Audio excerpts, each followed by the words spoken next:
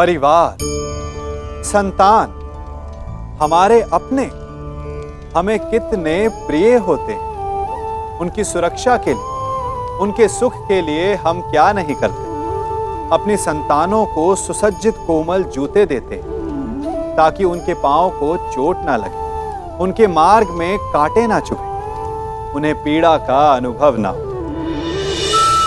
अच्छी बात, परंतु इस प्रक्रिया में हम एक बात भूल जाते हैं कि पांव को पांव होने का अनुभव तभी होगा जब उसका स्पर्श धरती से होगा, जब वो तपती रेत पर चलेगा, जब वो भीगेगा, जब पांव कांटों में उलझेंगे। ठीक वैसे ही हमारे प्रियजन हमारी संतानों के साथ भी होता है।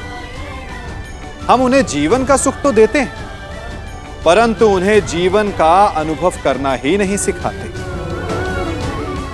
करने दीजिए उन्हें अपने जीवन की कठिनाइयों का सामना, लड़ने दीजिए उन्हें अपने मार्ग के कांटों से। यदि स्वयं सीखेंगे तो अपनी आने वाली संतानों को भी सिखा पाएंगे, है ना? आशीर्वाद दीजिए मामा श्री कि मैं विजय श्री प्राप्त कर लौटूं। मेरा आशीर्वाद तुम्हारे साथ है पुत्र। तुम युद्ध क्षेत्र में वो कीर्ति प्राप्त करो जो तुम्हें अमर बना दे।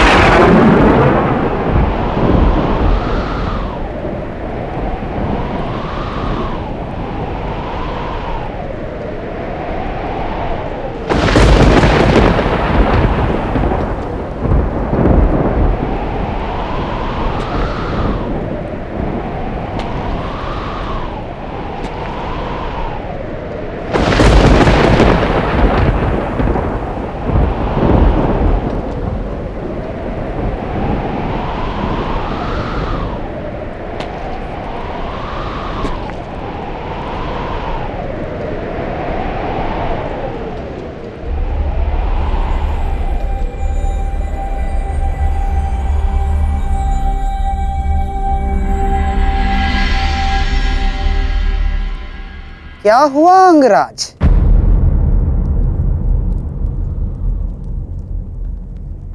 सूर्यदेव से आप ये प्रार्थना तो नहीं कर रहे हैं कि वो उदित ही ना हो? अर्जुन को दिया वचन आपको पूर्ण करना होगा अंगराज। सूर्यास्त का बहाना बनाकर कहीं आज भी शत्रु को जीवित छोड़ देने का मन तो नहीं बना लिया आपने?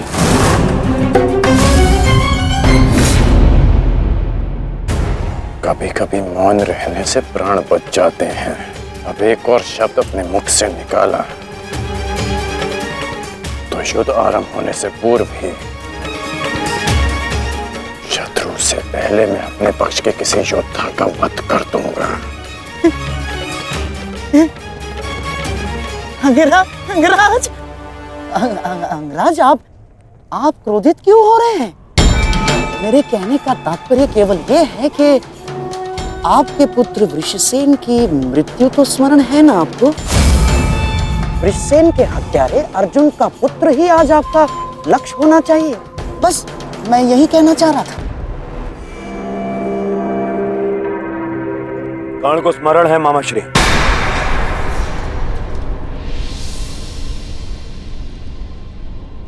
और मुझे भी।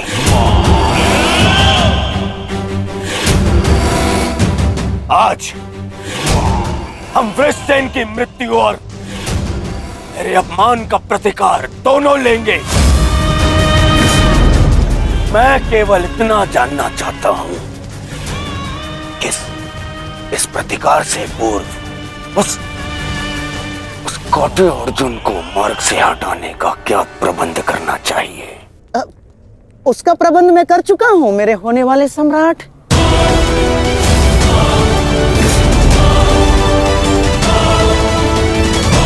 महाराज, त्रिगत नरेश सुशर्मा अवसर का लाभ उठाने के लिए एक विशाल सेना के साथ विराट पर आक्रमण करने जा रहे हैं। विराट नगर को सहायता की आवश्यकता है, शीघ्र कुछ कीजिए। मुझे शीघ्र ही विराट प्रस्थान करना होगा। किंतु महाराज, इतने कम समय में आपका विराट पहुंचना असंभव है।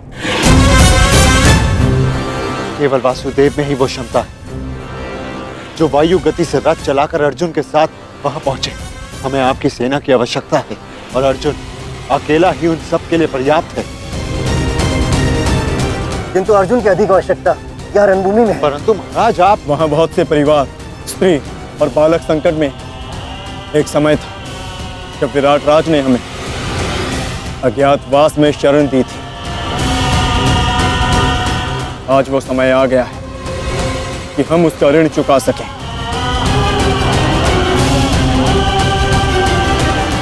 और फिर अभिमन्यु भी तो यहाँ है। मुझे इस पे पूर्ण विश्वास है। और मैं आपको विश्वास दिलाता हूं पिताश्री कि युद्ध भूमि में आपकी कमी शत्रु को अनुभव नहीं होगी। जब आप सुशर्मा का नाश करेंगे तो आपके पुत्र की शौर्य की कीर्ति आपका स्वागत करेगी। चलिए माता, विराट की ओर प्रस्थान करें। जैसी रथी की इच्छा और जैसी महारथी की आकांक्षा।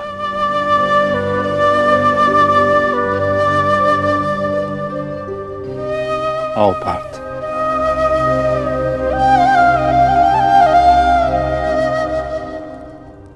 बधाई हो मेरे होने वाले सम्राट।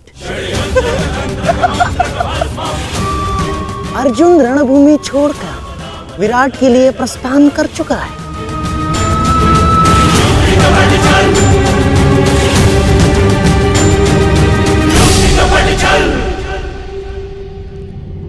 आचार्य द्रोण, समय आ चुका है।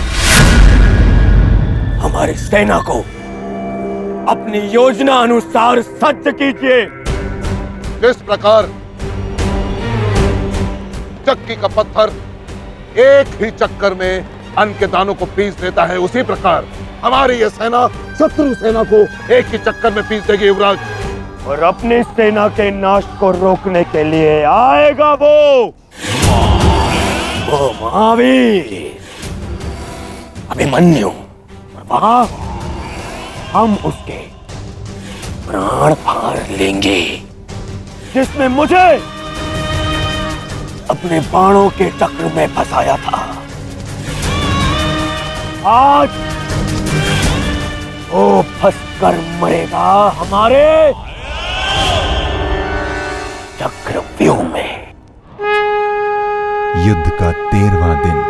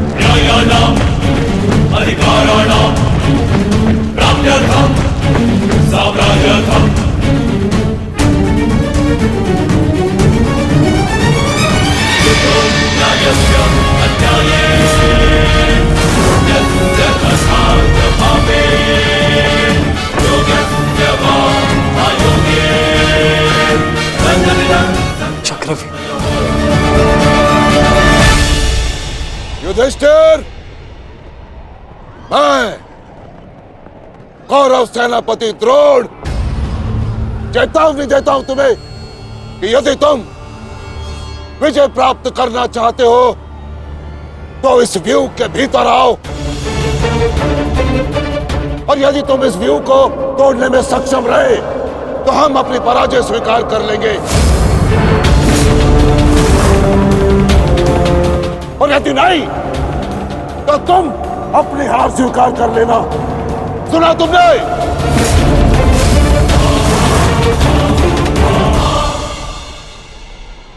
आचार्य द्रोण, हम अवश्य ही इस चक्रव्यूह को ध्वंस कर देंगे।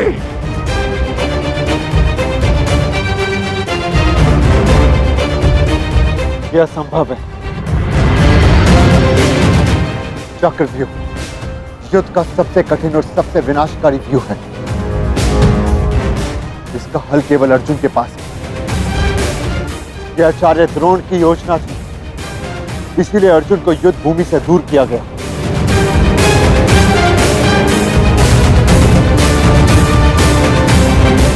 कोई तो मार्ग होगा। मार्ग है।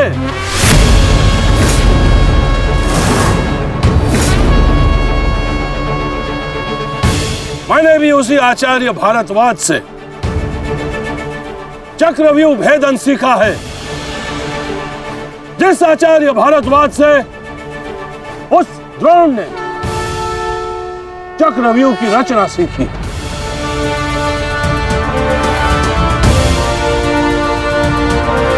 इस चक्रव्यूह का भेदन मैं करूंगा।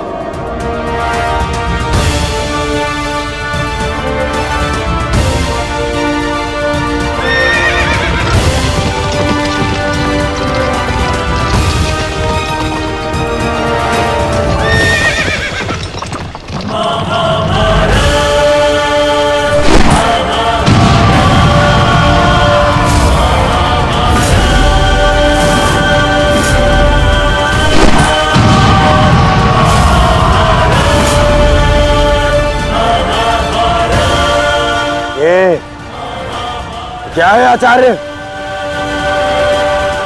पांचाल नरेश द्रुपद तो इस व्यू को तिनके की तरह तोड़ते हुए आगे बढ़ रहे हैं।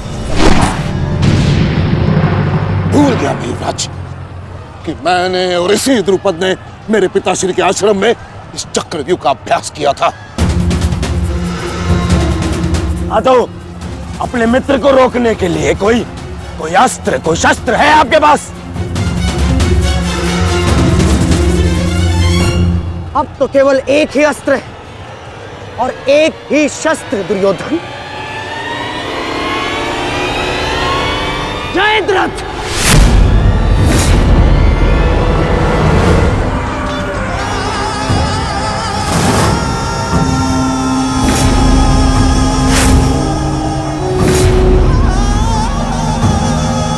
जयद्रथ,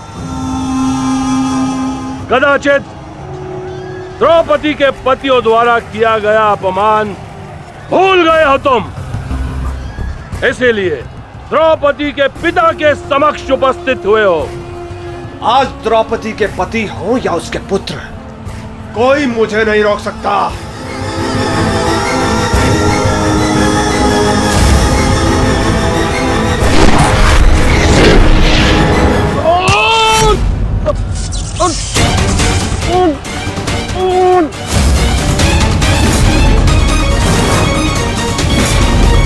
आगे बढ़ो पांडवों, अन्यथा अपनी सेना का विनाश देखो।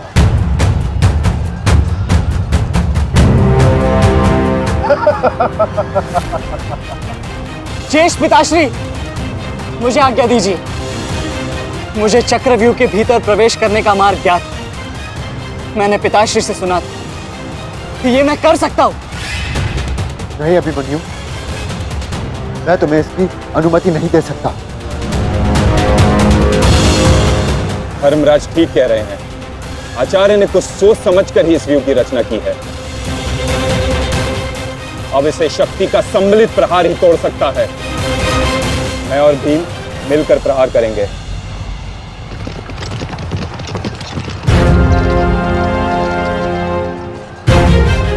देखिए ने मामा श्री, कृष्ण no more. भीम स्वयं आक्रमण कर रहे हैं।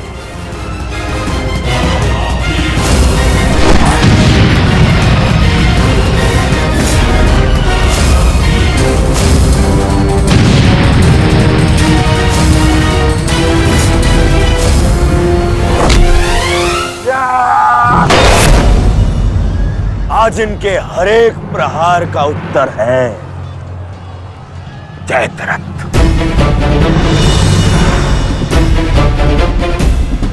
चक्रव्यूह में प्रवेश करने से पूर्व मुझसे नहीं मिलोगे मित्र? स्मरण है ना 5 चोटियां? आज उसी के प्रतिकार का दिन है। प्रभु, मैं चाहता हूं कि युद्ध भूमि में किसी एक दिन सभी पांडवों पर विजय पा सकूं। सब पांडवों पर विजयी होने का आशीष नहीं दे सकता जयद्रथ, क्योंकि अर्जुन को मैंने पशुपतास्त्र दिया।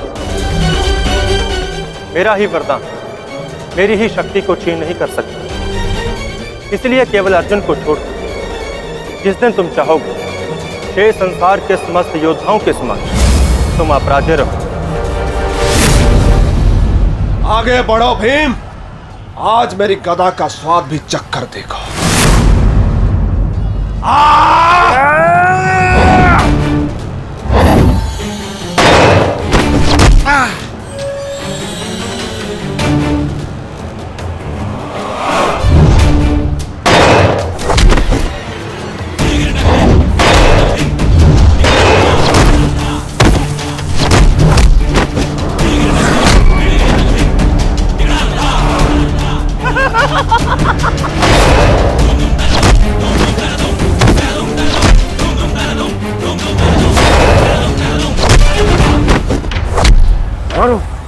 मारो से।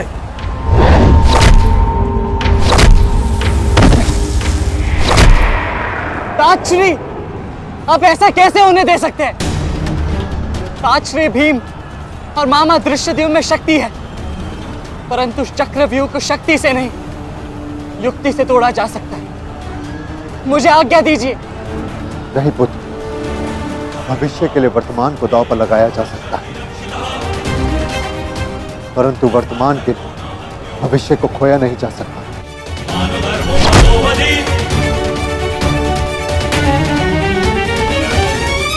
ताजश्री भीम और मामा दृश्यद्युम्न में शक्ति है, परंतु चक्रव्यूह को शक्ति से नहीं युक्ति से तोड़ा जा सकता है। मुझे आज्ञा दीजिए। नहीं पुत्र, भविष्य के लिए वर्तमान को दांव पर लगाया जा सकता है, परंतु वर्तमान के लिए भविष्य को खोया नहीं जा सकता। एक दांव लगाने के दोष के कारण मैं आज इस महायुद्ध में खड़ा हूं। मैं दूसरा दांव नहीं लगा सकता अभिमन्यु। परंतु आज यदि चक्रव्यूह को तोड़ा ना गया तो हम ना केवल हार जाएंगे, बल्कि मेरे पिताश्री का सर भी झुक जाएगा। आपने वो दांव लगाकर सर झुकाया था और मैं ये दांव खेलूंगा अपने पिताश्री का सर ऊंचा रखने के लिए। मैंने उन्हें वचन दिया था कि युद्ध भूमि में शत्रु को उनकी कमी अनुभव नहीं होगी, और मुझे शत्रुओं को वीर अर्जुन के रक्त का तेज दिखाना। इसीलिए आज्ञा दीजिए ताजश्री, और फिर मैं अकेला कहा हूं। चक्रव्यूह में मेरे प्रवेश करते ही आप भी मेरे पीछे पीछे अंदर आ जाइए। मैं मार्ग बनाऊंगा और आप चक्रव्यूह को ध्वंस कीजिएगा।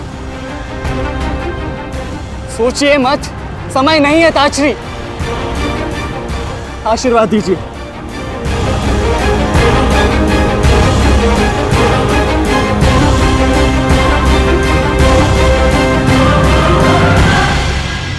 ठीक है पुत्र,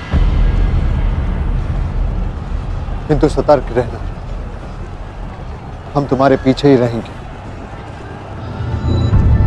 आगे बढ़ो।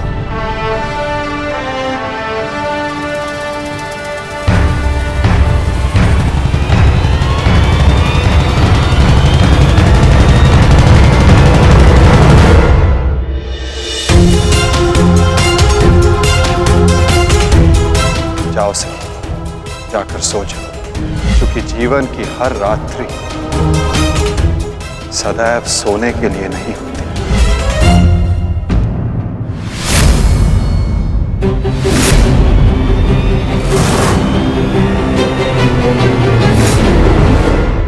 मेरी सुरक्षा के लिए माता यज्ञसेनी का आशीर्वाद है मेरे साथ, और जब तक ये मेरे साथ है मुझे कुछ नहीं हो सकता।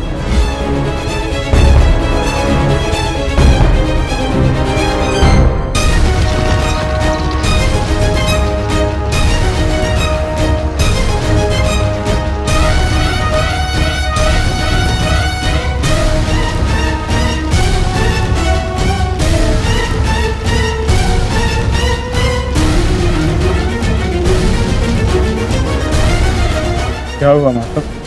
आप रुक क्यों गए? चूंकि समय नहीं रुकता पार्थ, परंतु मानव को 2 पल रुकने का अधिकार है।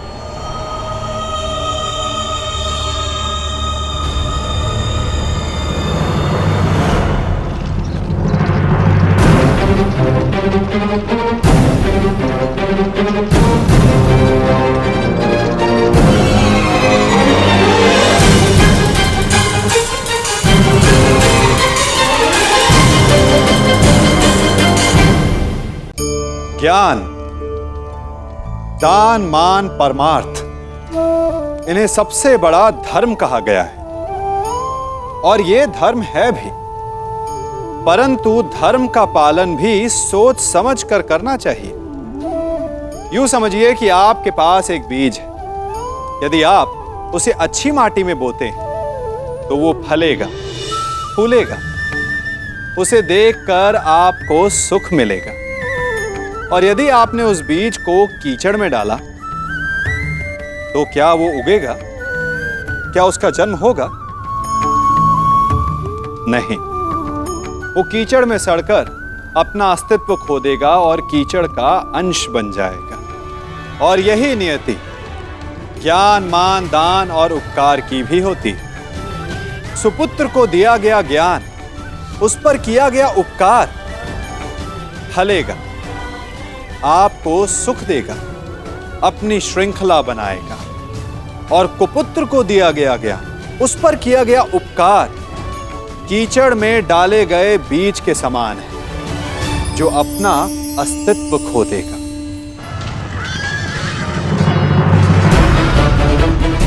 सारथी, आगे बढ़ो।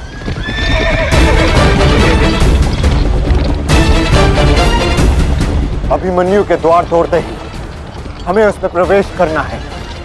अभिमन्यु को दृष्टि में रखना, उसकी रक्षा करना हमारा कर्तव्य है।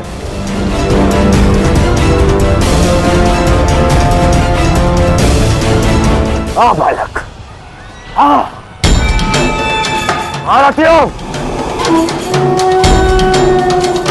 ऐसी मृत्यु देने से जिसकी चक्कर उन पांडवों के हृदय को चीर देगी।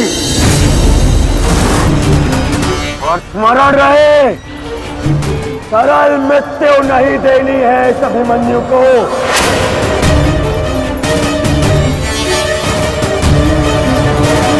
नहीं देनी है ऐसे सरल मृत्यु।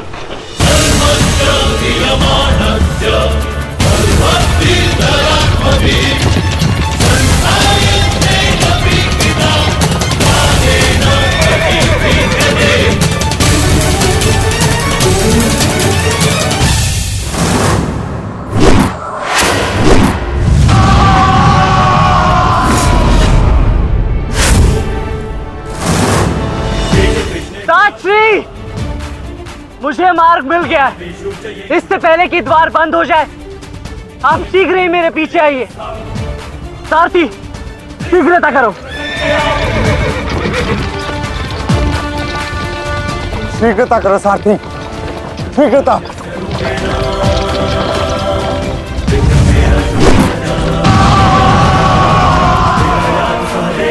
उत्तम अभिमन्यु, उत्तम।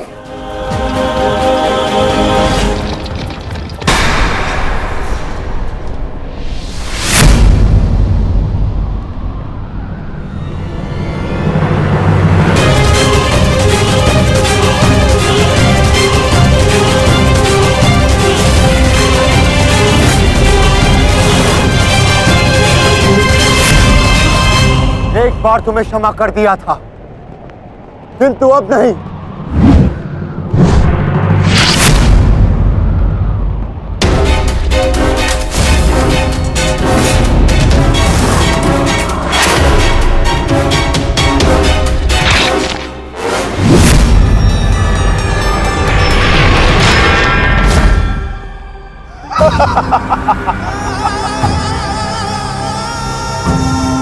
एक बार अपमानित हो चुका हूं, इस बार तुम्हारी बारी है पांडवों। महादेव का वरदान सफल रहा। आज इस युद्ध भूमि में केवल मेरा शासन होगा, मेरा। केवल अर्जुन के अतिरिक्त कोई मुझसे जीत नहीं पाएगा पांडवों। और आज सिर्फ एक ही मृत्यु होगी।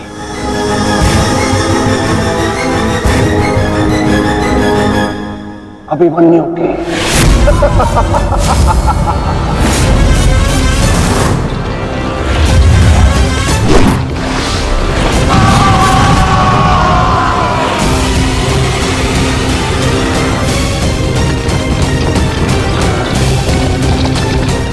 एक चक्रव्यूह तुम्हें पराजित करने के लिए नहीं है मूर्खों।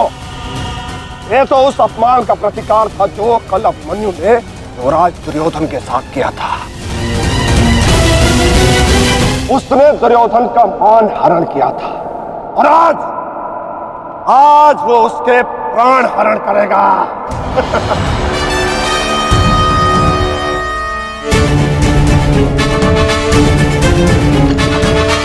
अभिमन्यु, लौट आओ, ये षड्यंत्र है। न्यायानाम अधिकाराणाम साम्यर्थम साम्राज्यर्थम। न्यायानाम अधिकाराणाम साम्यर्थम साम्राज्यर्थम।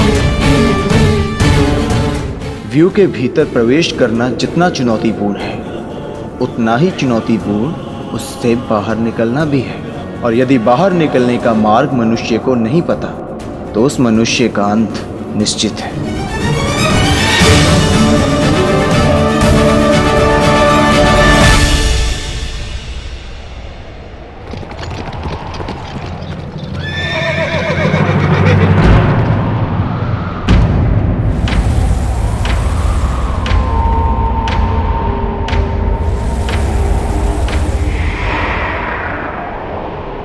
आगे बढ़िए माधव, शत्रु समक्ष है।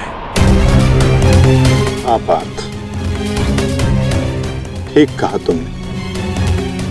एक योद्धा के लिए आगे बढ़ने के अतिरिक्त और कोई मार्ग नहीं। वापस आओ अभिमन्यु, लौट आओ, व्यू में प्रवेश मत करो।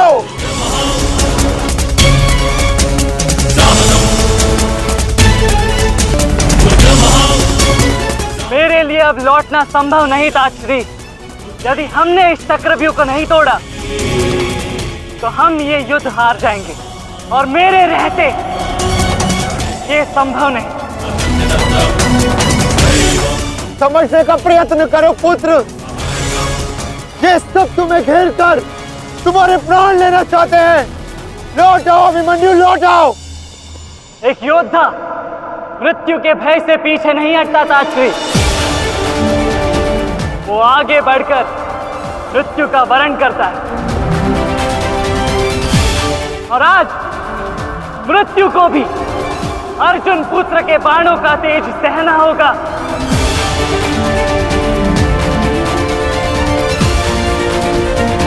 मैं इस चक्रव्यूह में आया हूं ताकि पांडवों का सर गर्व से उठा रहे। और विश्वास कीजिए ताश्री, यदि मेरा सर भी कट जाए तब भी आपका सर गर्व से उठा रहेगा।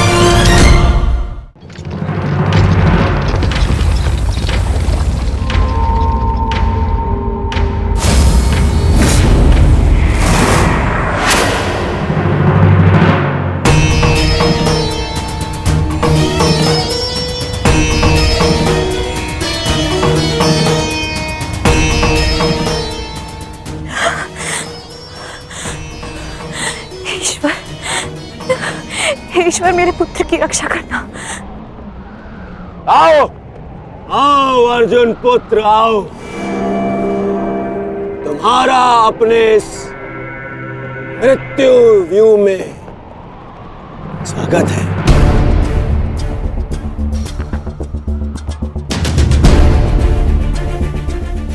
एक वीर योद्धा से सुना था मैं कि हे मृत्यु, तैयार यदि तू आने को, प्रसन्न मुखा, द्वार खुला है तेरा स्वागत, प्रसन्न मुखा।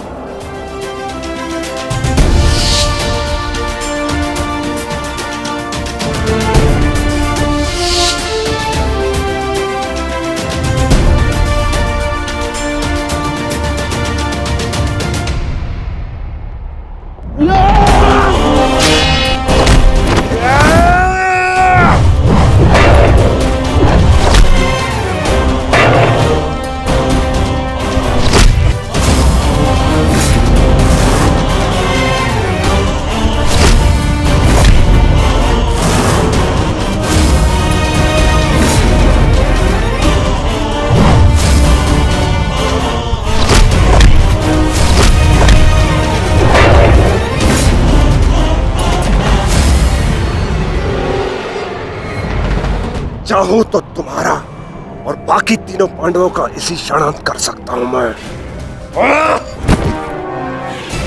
किंतु उसके साथ उस पीड़ा का भी तो अंत हो जाएगा जो अभिमन्यु को पल पल मरते देख तुम्हें होगी। फिर उस पीड़ा का अनुभव कैसे होगा तुम्हें जो जयद्रथ ने इतने वर्षों तक सही है। अभी तो वो दृश्य देखना शेष है जिसे देखकर तुम स्वयं मुझसे अपनी मृत्यु की भीख मांगोगे। तुम्हारे सामने तुम्हारे कलेजे के टुकड़े टुकड़े होंगे और तुम कुछ नहीं कर पाओगे, कुछ नहीं। क्या हुआ? इतने महारथी को देख के भयभीत हो गए? क्यों? नहीं काका श्री, अपितु ये तो सम्मान की बात है कि एक साथ इतने सारे योद्धा मुझसे द्वंद्व करने की प्रतीक्षा कर रहे हैं। अच्छा, सच में महान धनुर्धर अर्जुन के पुत्र और महानतम योद्धा वासुदेव कृष्ण के भांजे का स्वागत ऐसा ही होना चाहिए। प्रणाम स्वीकार करे आदरणीयों।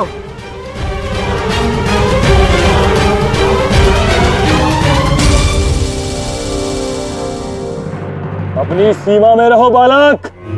जितना कम अपमान करोगे उतनी ही कम पीड़ादायक मृत्यु मिलेगी तुम्हें।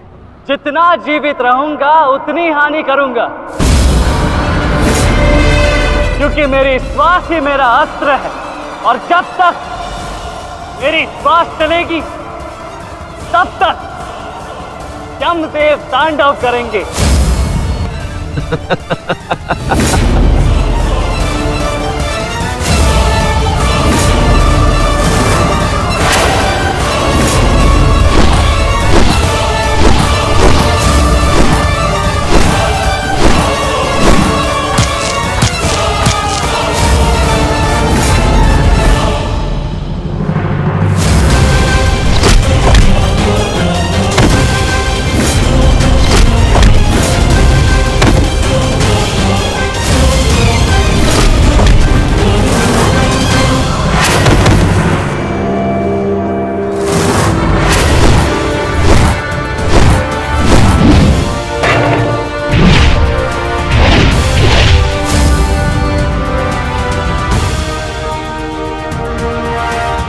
कुछ स्मरण हुआ काका श्री? कहा था ना मैंने कि जब जब आपसे द्वंद्व करूंगा तब तब आपके वस्त्र हरण करूंगा और तब तब आपके मुख पर इस लज्जा को देख अपने मन में जल रही प्रतिशोध की ज्वाला को शीतलता प्रदान करूंगा।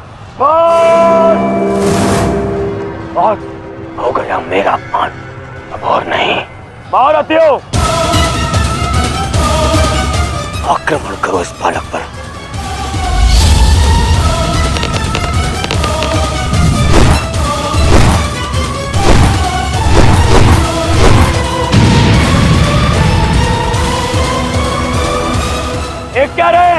अपने धर्म का पालन कीजिए, मेरा प्रतिशोध लीजिए, आक्रमण कीजिए आचार्य।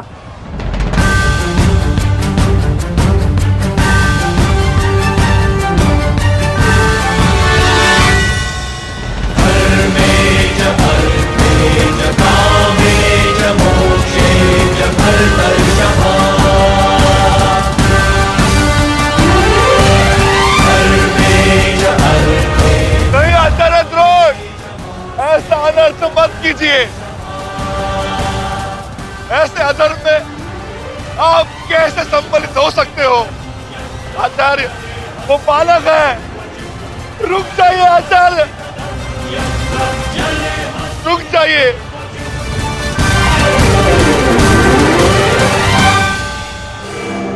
अपना दिया वचन स्मरण है ना पिताश्री? इस बालक की शक्ति इस रथ में है, तो इसे सुरक्षित की हुई है।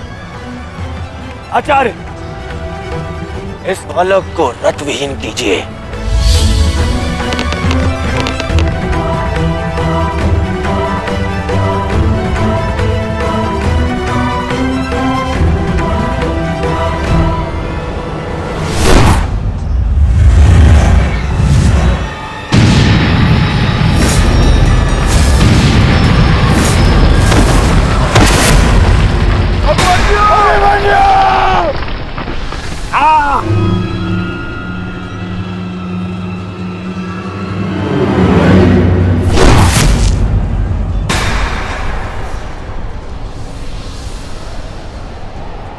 माधव, मुझे कई बार चोट लगी, परंतु इस चोट की पीड़ा का भान मेरे मन को विचलित कर रहा है। कहीं ये कोई संकेत तो नहीं?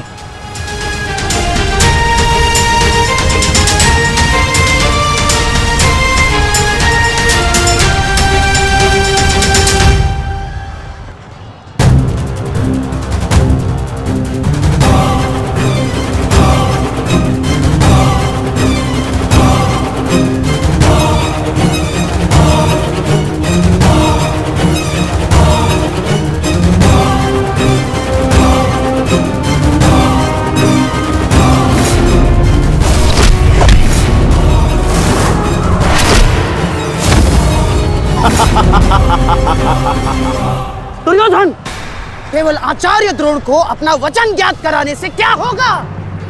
इतने अपमान के पश्चात भी अंगराज कर्ण तो जो के त्यों खड़े हैं। क्या इनका इस युद्ध के प्रति कोई कर्तव्य नहीं? मैं केवल नियम का पालन कर रहा हूं गांधार नरेश। नियम और नीति कहती है कि एक योद्धा के साथ केवल एक ही योद्धा युद्ध कर सकता है, और तुरंत के लिए अभिमन्यु युद्ध के लिए किसको चुनेगा वो उसका अधिकार है। मित्र, ये विकल्प लेने का समय नहीं है, अंत करो इसका। नहीं मित्र, हमें इस युद्ध जीतने के लिए अनीति का सहारा लेने की आवश्यकता नहीं है। नीति सिखाते सिखाते प्रपितामह शरशैया पर चले गए। यदि इन्हें नीति का ज्ञान होता तो आज ये युद्ध संभव ही ना होता। अभिमन्यु, तुम्हें विकल्प चुनना होगा।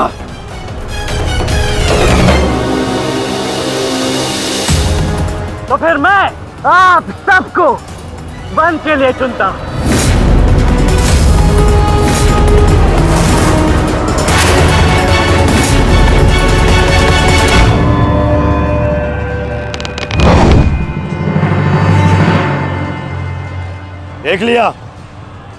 देख लिया इसने अपना विकल्प चुन लिया।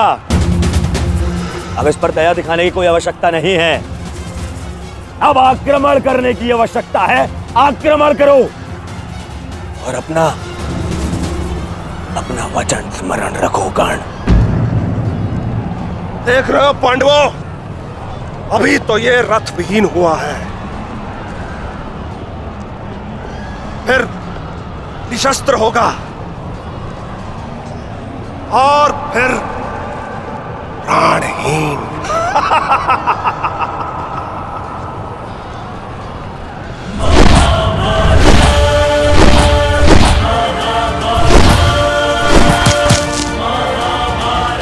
ये क्या कर रहे हो? धनुष विहीन करो इसे।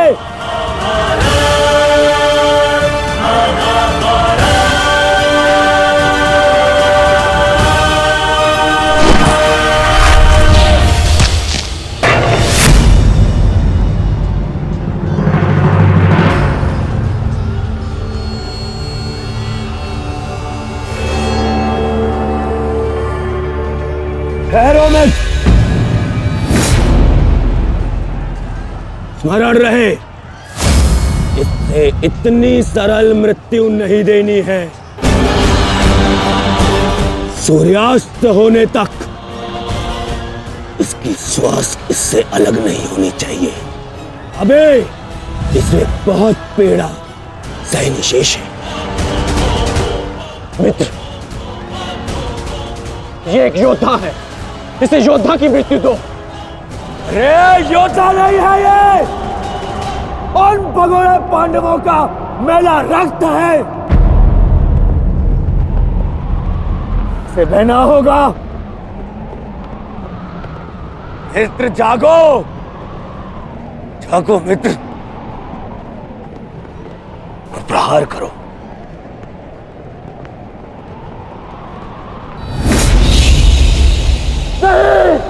नहीं अंगराज, ऐसा मत करो, यह धर्म है। अधर्म? अंगराज!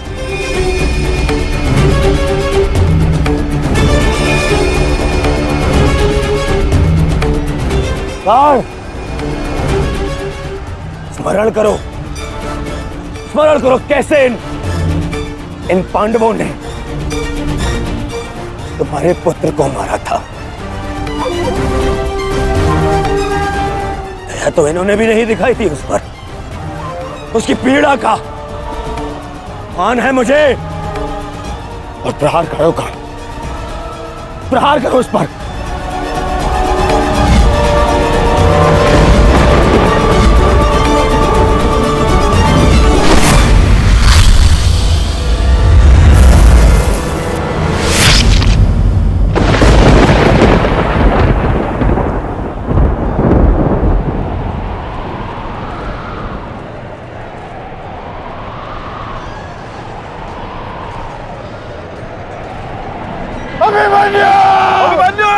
पुत्र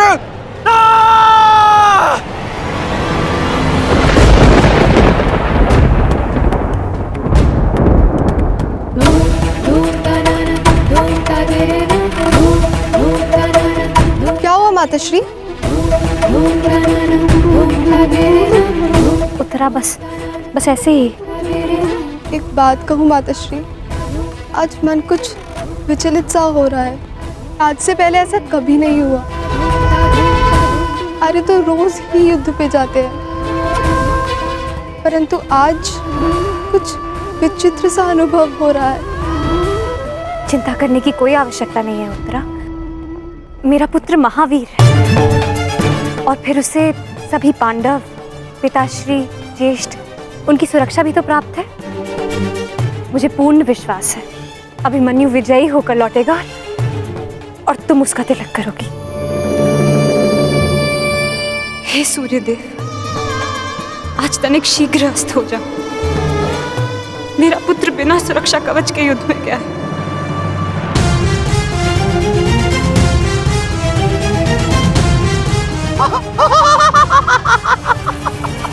बालक, तुम्हें सबके साथ युद्ध करना था ना?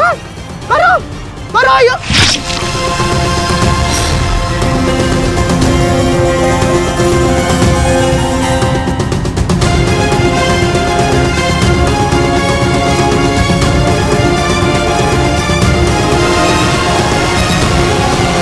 थक गए योद्धा? मेरी चुनौती अभी समाप्त नहीं हुई।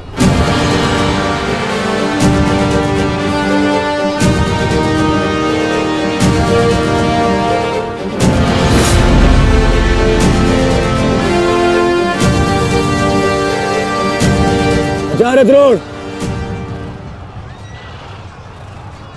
देख क्या रहे? प्रहार कीजिए इस पर।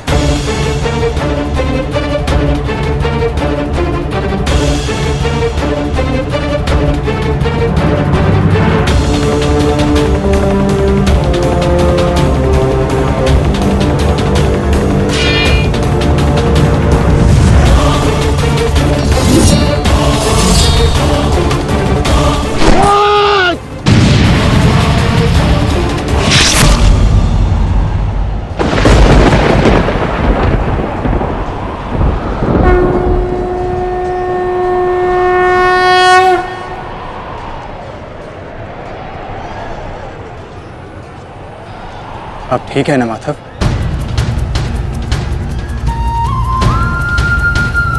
आपको कोई क्षति तो नहीं पहुंची? युद्ध में तो क्षति पहुंचती ही है पार्थ, किंतु इस पीड़ा को सहना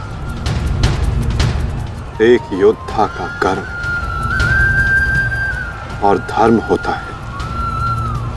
समय की मार को तो स्वयं ईश्वर भी नहीं टाल सकते। त्रिगर्ता सेना का नाश करो पार्थ।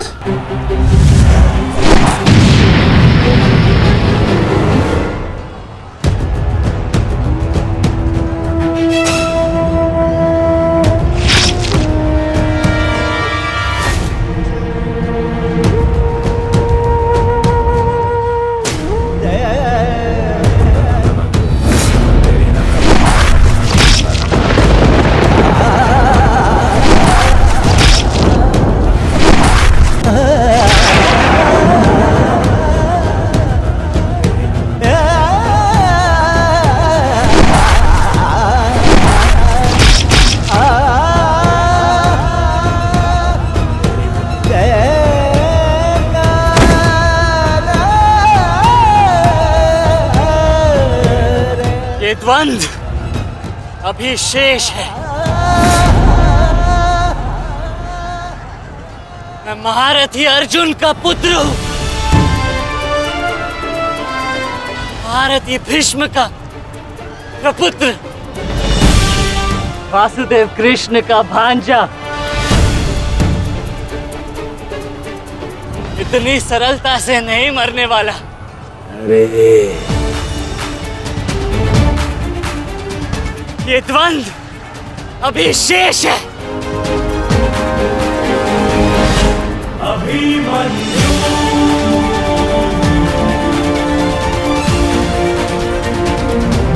अभिमन्यु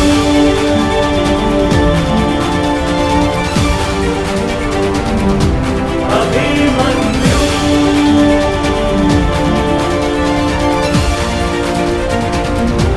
अभिमन्यु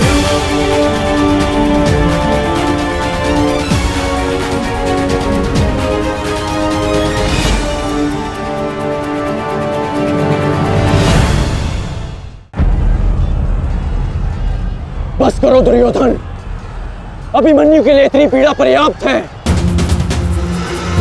देखो इसकी दशा। अब अभिमन्यु और उसकी पीड़ा का अंत करने का समय आ गया है। नहीं, मेरे अपमान के घाव अभी भरे नहीं है। केवल मेरे आदेश का पालन करो।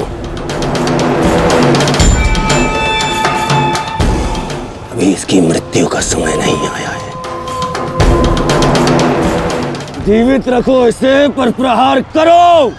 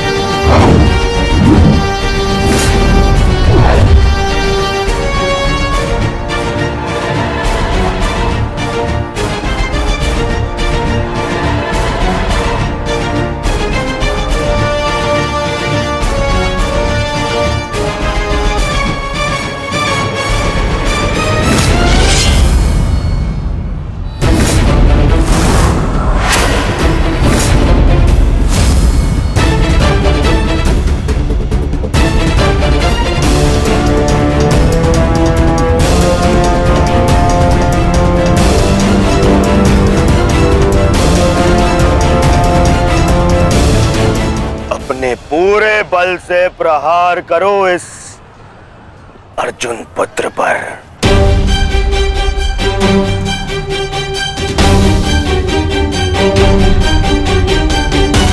और स्मरण रहे,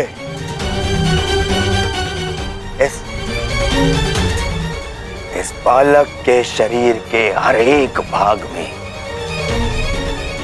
घाव देखना चाहता हूं मैं।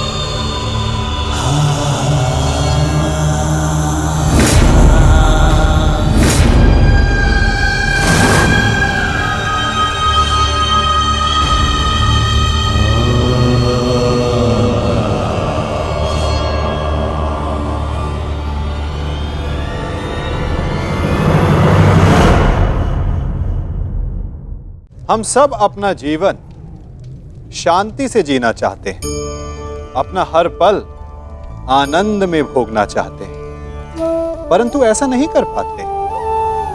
कारण क्या कारण है इस समस्या का? क्या हमारे शत्रु इसका कारण है, या हमारे उत्तरदायित्व, या फिर समय की कमी? नहीं, कारण है हमारा भय। ये भय कि कोई क्या कहेगा, हमारे विषय में कोई क्या सोचेगा, है ना? हम स्वयं जीते हैं, स्वयं मरते हैं, तो फिर जीते समय संसार की चिंता क्यों करते हैं? हाँ, संसार का अहित ना करें, ये बात अवश्य ध्यान में रखने योग्य है। परंतु संसार के सोच की चिंता करके स्वयं का जीवन नष्ट कर, ये कहां तक सही? जब आप आनंद में नाचें तो ऐसे नाचें कि जैसे आपको कोई देख ही नहीं रहा है। जब आप गाएं तो ऐसे गाएं कि आपको कोई नहीं सुन रहा। स्वयं को संसार समझें और इस धरा को स्वर्ग समझें। यदि अपने जीवन में आप 4 पल भी ऐसे जी पाएं तो आपका जीवन सफल हो जाएगा।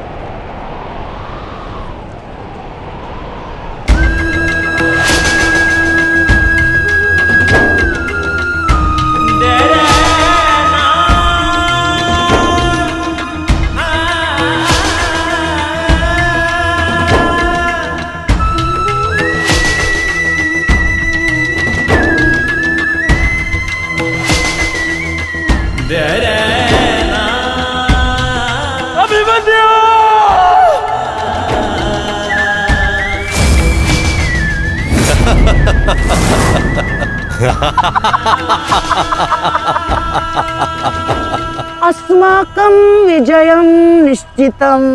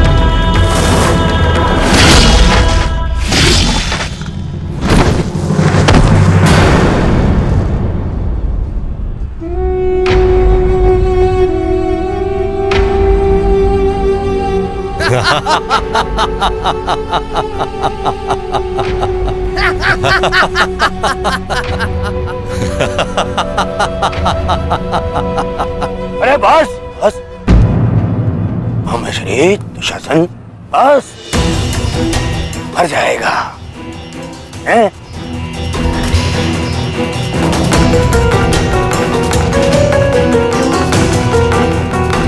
क्यों?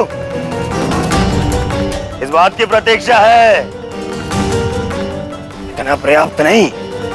चल एक मांग मुझसे, मैं तुझे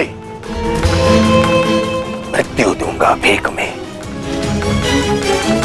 आजा, मांग भीख। बड़ों के समक्ष हाथ भीख के लिए नहीं, आशीर्वाद के लिए बढ़ाते हैं काका श्री।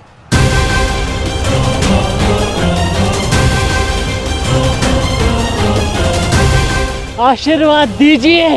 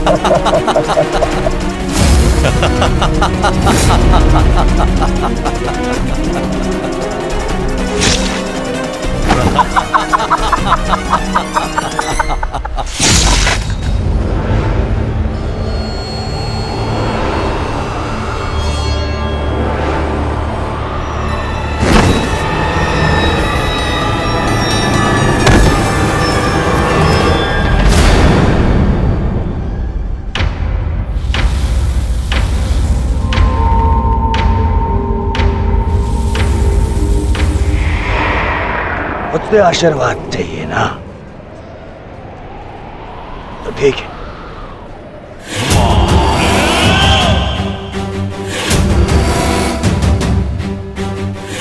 नहीं दुर्योधन, जाने दो उसे। ऐसा मत करो दुर्योधन, ऐसा मत करो।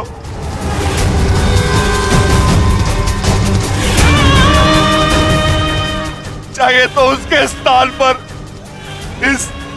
इस रिकोदर भीम के प्राण हर लो, पर मेरे पुत्र अभिमन्यु को जाने दो। क्यों? मेरी पीड़ा भूल गए? तुमने दिखाई थी दया मेरे भ्राताओं पर, किंतु मैं तुम पांडवों के भांति निर्दयी नहीं हूं। ठीक, तुम्हारी विनती स्वीकार कर लेता हूं।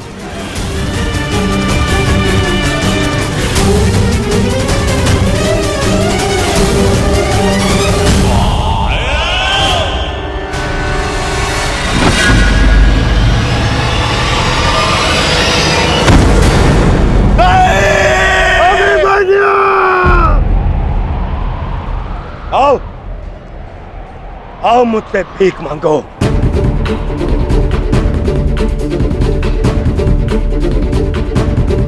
आओ बालक, आजा। आ मैं तुझे मृत्यु भीख में देता हूं। आ भीख मांग, आजा। हाँ,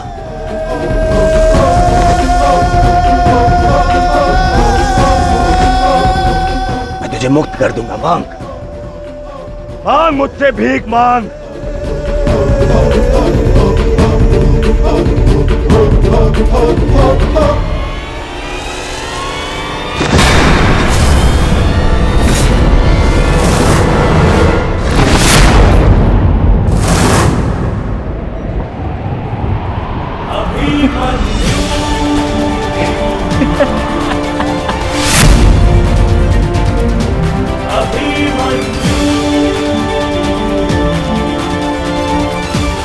कहा था ना मैंने काकाश्री, जब जब मिलूंगा वस्त्रहरण करूंगा।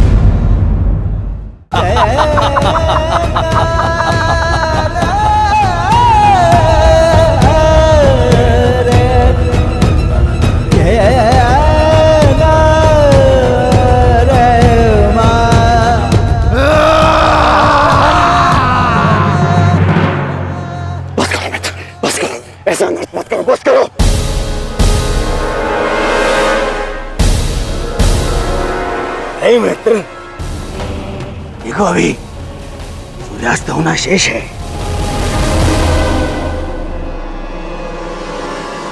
और अभी इसे और पीड़ा भी देना शेष है, अभी नहीं।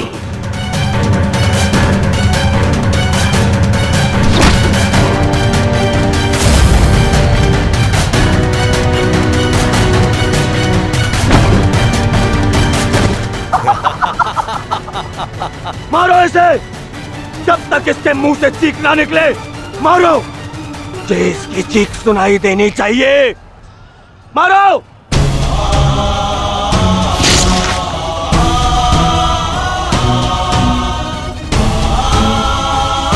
अभिमन्यु।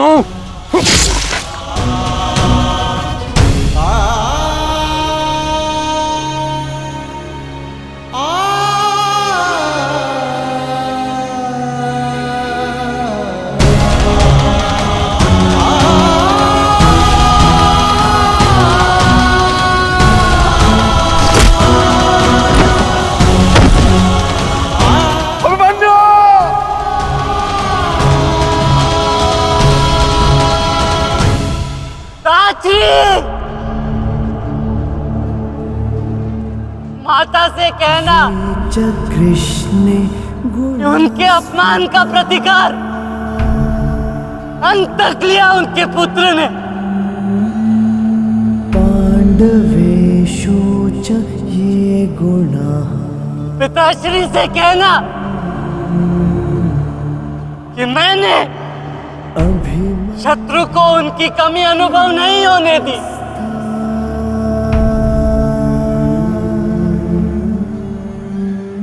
उत्तरा से कहना गुण संचय कि उसके पास मेरी संतान को सुनाने के लिए एक महान कथा है। अभिमन्यु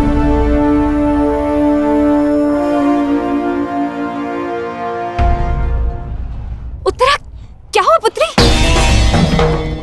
पता नहीं माता, मैंने आपको कहा था ना, आज सुबह से ही मन बहुत विचलित हो रहा है। मैं पुत्री, अरे कोई वैद्य को बुलाओ। आओ, ऐसा था।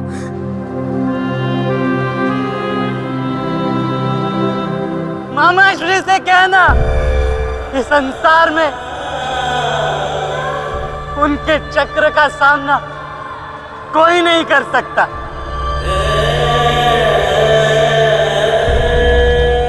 परंतु मैंने, उनके भांजे ने इस चक्रव्यूह को तोड़ा और महारथी के मान को तोड़ा।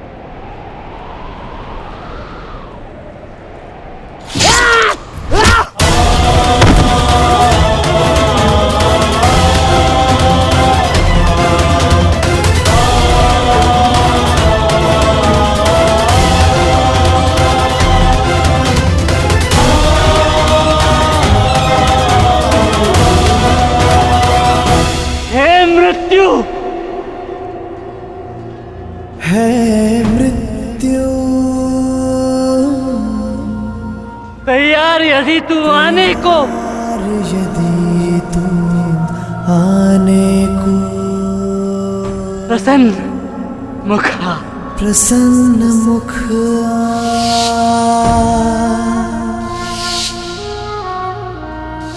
पिताश्री।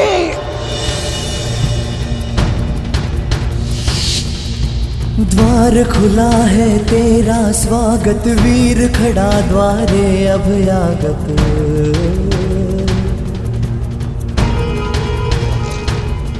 बाहें फैला के मुस्कुरा के करता अपने अतिथि का स्वागत।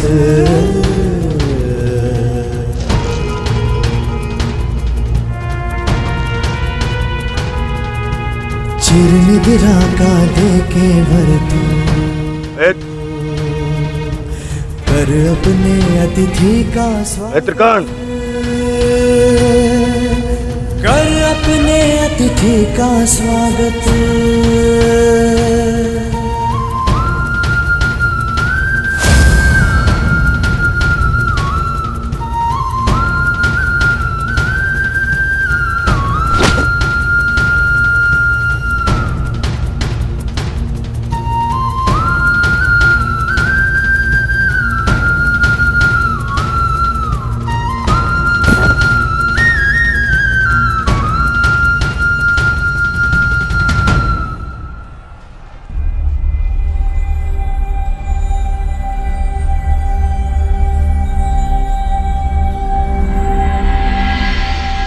बस पुत्र,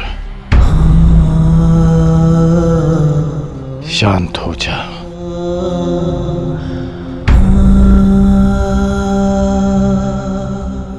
विश्व के सर्वश्रेष्ठ योद्धा की पदवी ना मुझे मिलेगी और ना ही अर्जुन को।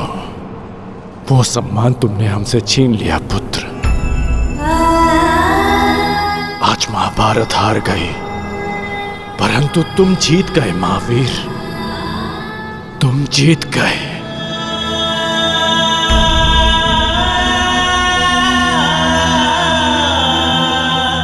मुझे गर्व है कि मुझे तुम जैसे शूरवीर योद्धा के साथ द्वंद्व करने का अवसर मिला। समय आ गया है, अब मुक्त हो जाओ पुत्र।